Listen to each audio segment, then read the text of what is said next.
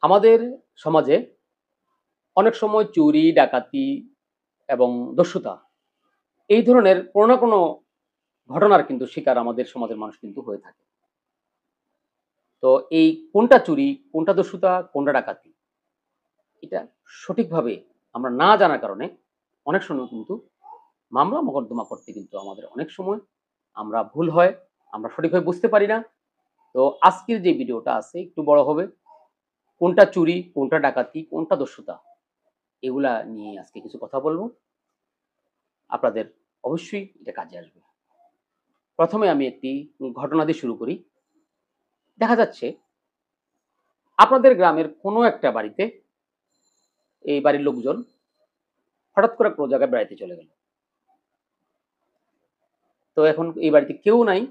২-১ দিন পরে ওনারা এই বাড়িতে আসলেন।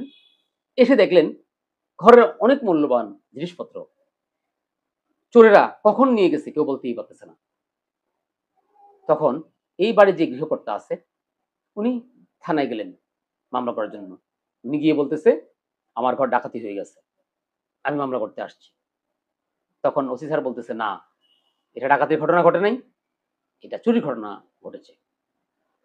তখন আপনি হয়তো বুঝতে পারেন না আসলে যে আসলে চুরি না ডাকাতি। আসলে ঘটনাটা হলো চুরির ঘটনা। তাই আপনারা কিভাবে বুঝবেন এটা চুরি?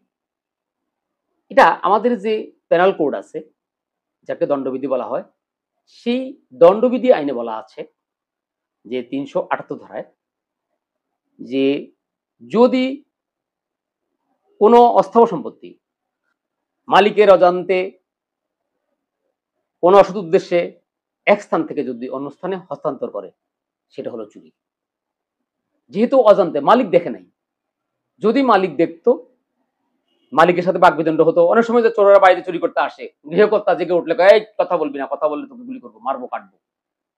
তখন কিন্তু এটা চুরি নাই আর, এটা হয়ে গেছে কি দস্যুতা। কখন দস্যুতা হবে? এটাই হলো আপনাদের মধ্যে একটা পার্থক্য। এই চোরের সংখ্যা যদি ১ থেকে ৪ জন হয়, চুরি করার সময় যদি সে বল প্রয়োগ করে, এই বাড়ির মালিককে হুমকি দেয়, তখন কিন্তু সেটা চুরি থাকবে না, সেটা হয়ে যাবে দস্যুতা। কয়জন?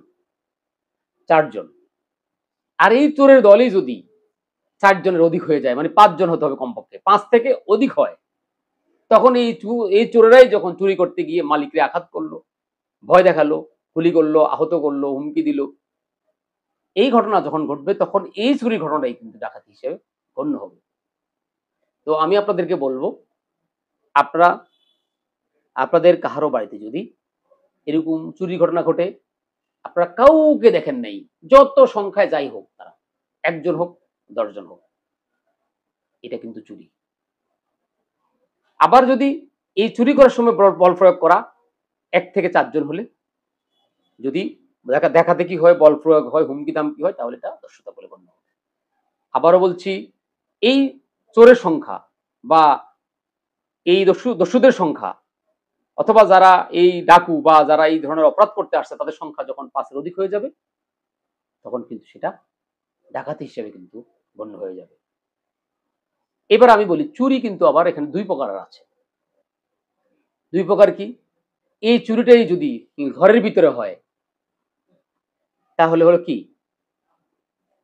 আবদ্ধ স্থানে চুরি। আরেকটা চুরি কোনটা?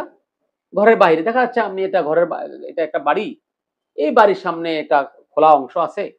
সেখানে আপনি কিছু জিনিসপত্র রেখে দিলেন। সেটা হলো বাহিরের অংশের চুরি।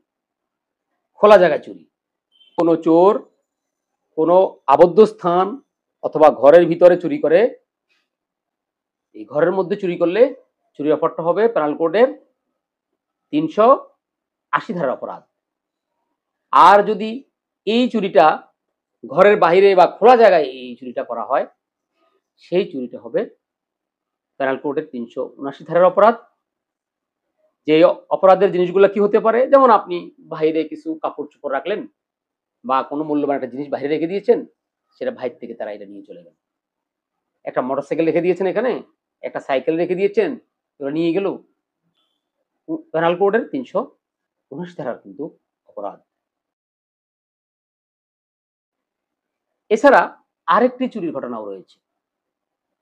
সে কি ঘটনা? দেখা যাচ্ছে আপনি একটা দোকানের মধ্যে একজন কেরানি নিয়োগ করেছেন, অথবা বাড়ির একটা চাকরকে আপনি দায়িত্ব দিয়েছেন, সে আপনার মালামাল দেখাশোনা করে। সে যদি কোনো কিছু চুরি করে নিয়ে যায়, সেটাকে বলা হয় চাকর কর্তৃক চুরি।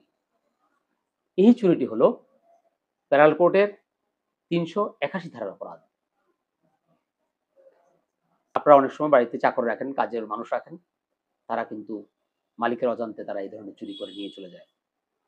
তখন এটা কিন্তু চাকর কর্তৃক চুরি, এবং এটা কিন্তু পেনাল কোডের ৩৮১ ধারার অপরাধ। এক্ষেত্রে কিন্তু আরো একটা ধারাও তাদের সাথে যোগ হয়, সেটা হলো বিশ্বাসভঙ্গ। অপরাধজনক বিশ্বাসভঙ্গ কিন্তু একটা ধারা আছে, সেটাও যোগ হয়। তাহলে আজকে আমরা এই চুরির বিষয়ে, দস্যুতার বিষয়ে, ডাকাতির বিষয়ে বিস্তারিত আলোচনা করলাম। এটা কিন্তু আমার বিশ্বাস যারা আইন কানুন কম জানেন তাদের জন্য কিন্তু খুবই কাজে আসবে। যদি ভিডিওটি ভালো লাগে অবশ্যই শেয়ার করবেন, যাতে প্রত্যেকে এই জিনিসটা প্রাথমিকভাবে বুঝতে পারে, যাতে আইন কানুন সম্পর্কে তাদের একটা সম্যক ধারণা হয়। সবাই ভালো থাকবেন। আল্লাহ হাফেজ।